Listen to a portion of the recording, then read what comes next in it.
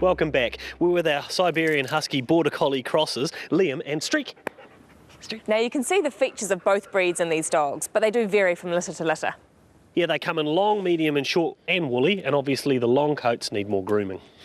Well, next up, we've got one vet, 2 pets and 3 problems. Our vet Jeff has some advice.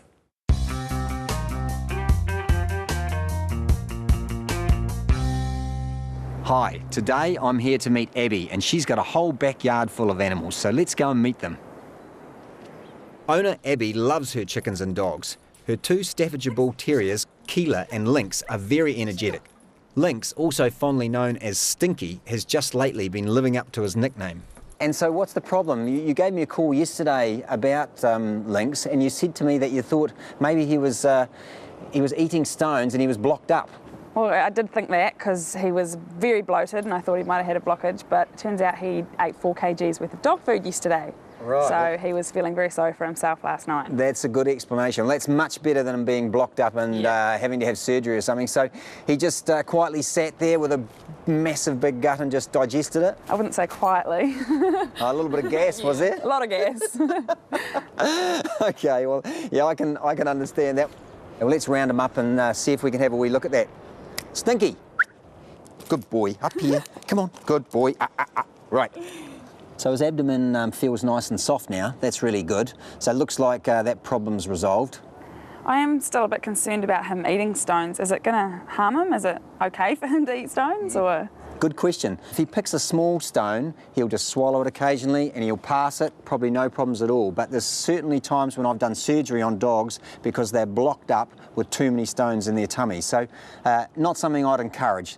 But we've got another issue as well, haven't we? He's got a little lump, you said, on the skin of his abdomen. Yeah, he's got a little growth. He's had it for about 3 months now. Yeah. And it's just gotten a lot bigger and it needs to be looked at. So there's no allergy involved in the skin, but I can feel the skin is sort of slightly soft. And did it start off as just one little cyst? Yeah, it started off as one, and over the last few months it's just sort of more has been added to it. I think this is probably a benign tumour, but I think what we should do is take a little sample of the skin mass, because that's unusual enough that we shouldn't just ignore it. Yep. Hopefully it's nothing sinister, but I really want to take a sample, and so I'll just get a little syringe and needle. We'll take a little thing called a fine needle aspirate. That's where we just take a little needle biopsy into this tissue. He'll hardly notice, and then we'll send that back to the lab, and that'll give us an idea of what we're dealing with. With dogs this active and healthy, we just expect them to stay that way. But it does pay to get anything unusual checked out, especially any lumps or bumps that seem to increase in size or density. Well, we're done with the outside, now we're inside. Who's this guy? This is Big Puss. Big Puss. I've noticed over the last few weeks he's having trouble peeing. Big problem, isn't it? Cats that get blocked bladders. It's a very common issue that we deal with as veterinarians. So I'm just having a wee feel of his tummy, and his bladder is small, really small. So that's good. So he's obviously getting his urine out. Whenever a cat gets a blocked bladder, it becomes a medical emergency really, really rapidly. Within a few hours, if he can't pee, he's going to get very, very sick, and we need to see him straight away. Typically what happens with these cats, little crystals form in their urine, you get inflammation, and these crystals sort of sludge up. It's not completely understood why cats develop inflammatory issues with their bladder.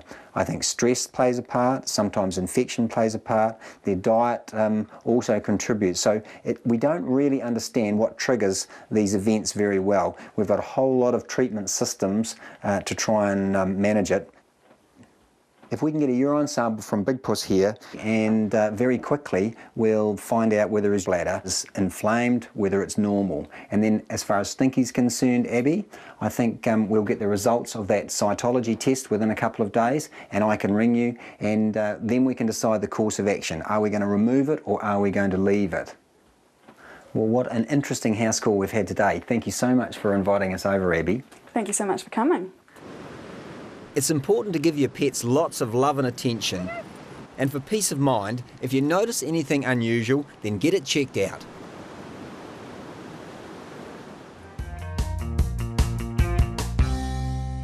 Well, thankfully Stinky Lynx didn't need any treatment for his cyst, but he still is eating stones. Now, sideboards are real high energy dogs. They need a lot of regular exercise. Brio, come on. Should we try some exercise? Good girl. Poles. Good girl. Come on. Good girl. Jump. Good girl. Tunnel. Good girl. Come on then. Jump.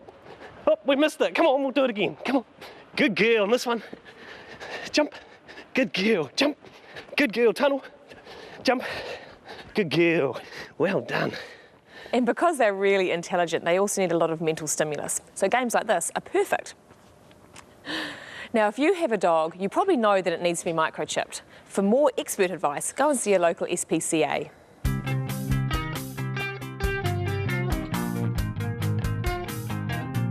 Sometimes animals come to the SPCA with a bit of a story.